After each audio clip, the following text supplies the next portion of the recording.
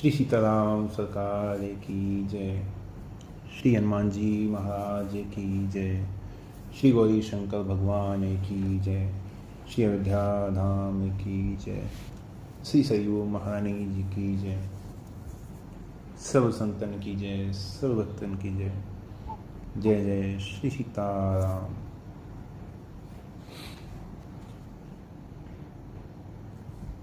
पिछली कथा में हम सभी ने सुना था गोस्वामी जी दिल्ली के मार्ग में अकबर से मिलने के लिए निकल गए हैं और मार्ग में एक केशवदास नाम के कवि जो कि अपने पूर्व जन्म में प्रेत थे, वो जब गोस्वामी जी उस मार्ग से निकलते हैं तो बहुत ही जो से परोक्ष रूप से, मतलब सामने प्रकट नहीं है, परोक्ष रूप से कह रहे हैं कि अरे भाई, कोई दयालु मेरे उद्धार के लिए श्री तुलसीदास जी के चरणों में मेरी प्रार्थना पहुंचा दो। मैं बहुत कष्ट में हूँ, मेरे कष्ट का निवारण करो।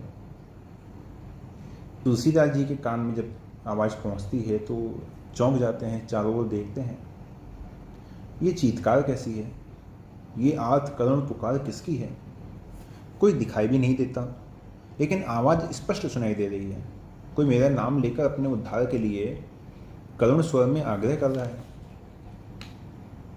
उतने में फिर प्रेत की आवाज़ आती है, हे संत श्री तुलसीदास जी, ये आवाज़ देने वाला मैं केशवदास नाम का राज दरबारी कवि हूँ।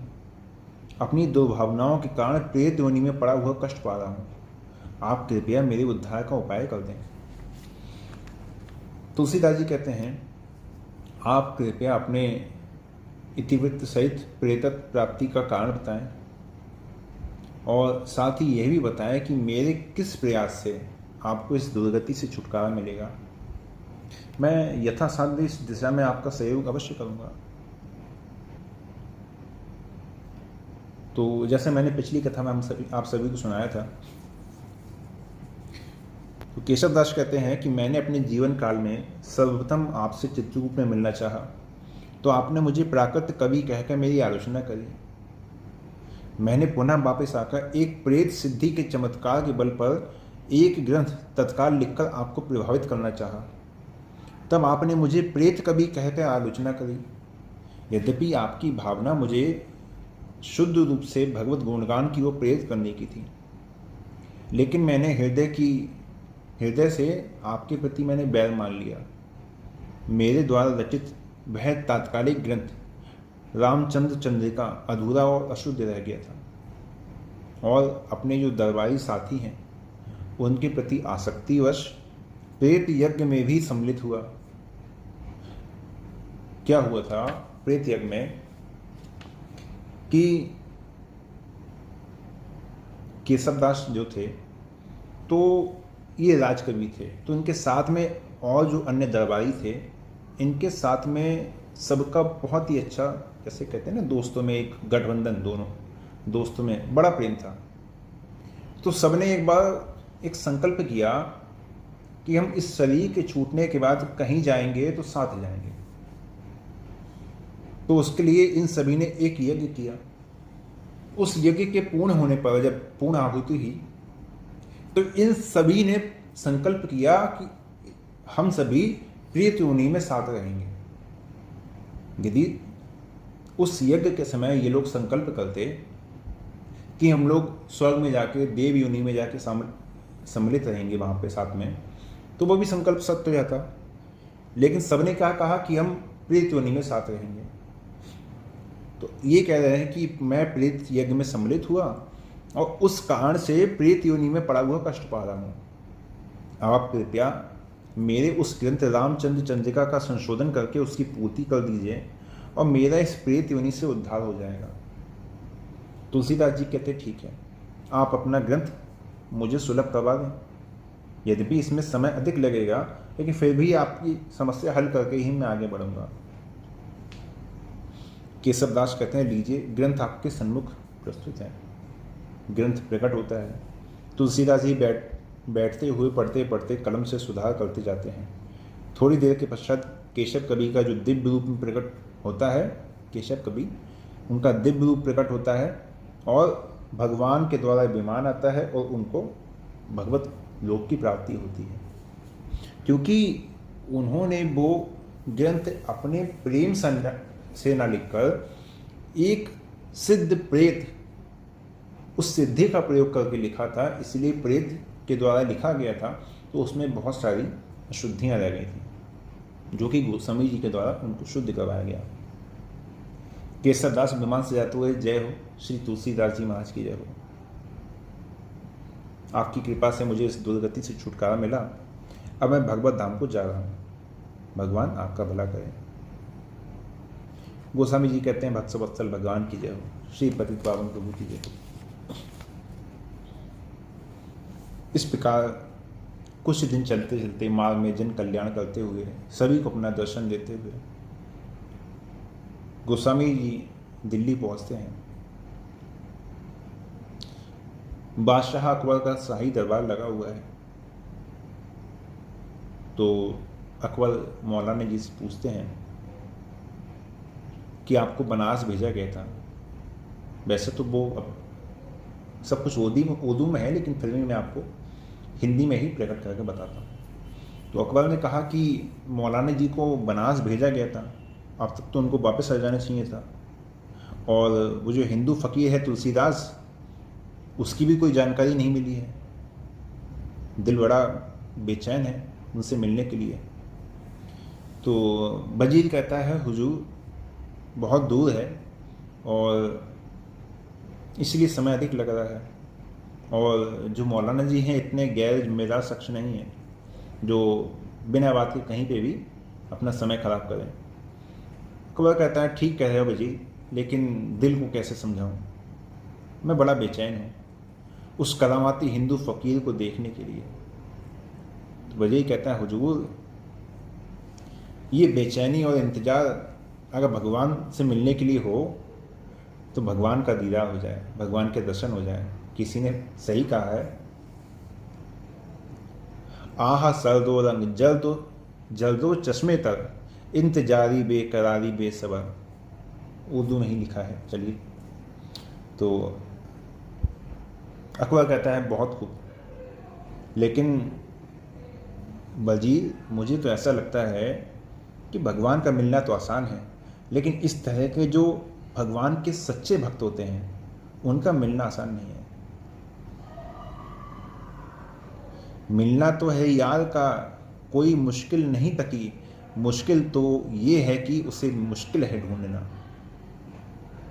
मिलना मुश्किल नहीं है, उन्हें ढूंढना मुश्किल है। तो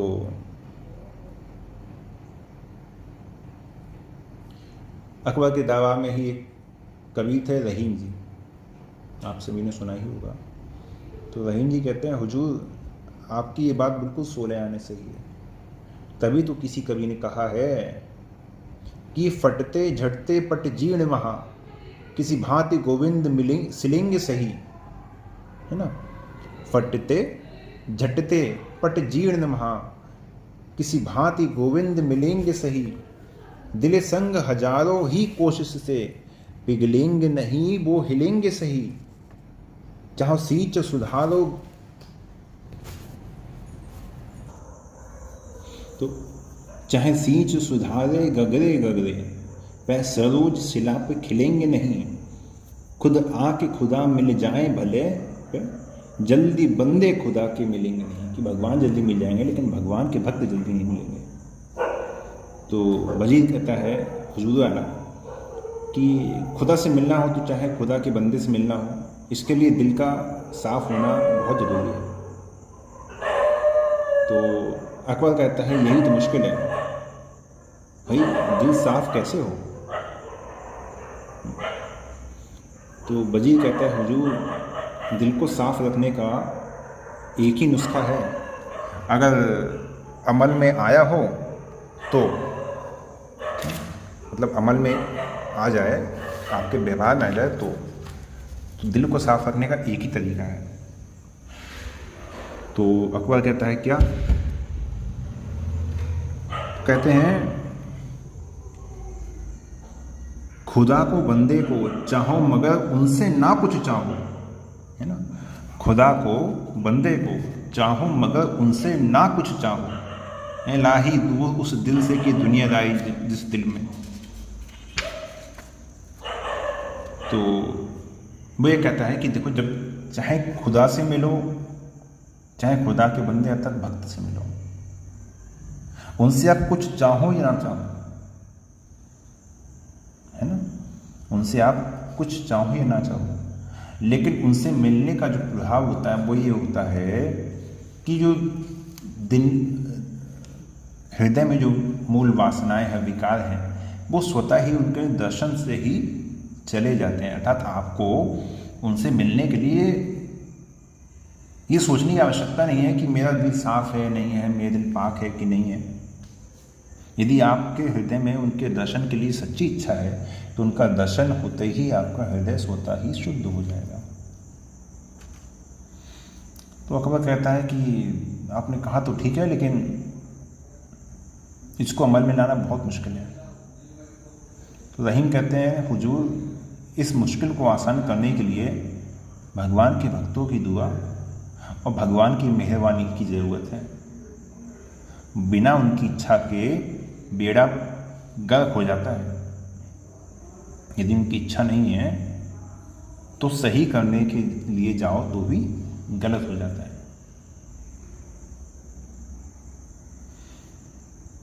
तो बात चल ही रही होती है, उतने में ही दरबार में चौकीदार आता है, दरबान आता है राजा का, और सलाम करता है, कहो दरबान, क्या खबर लाए?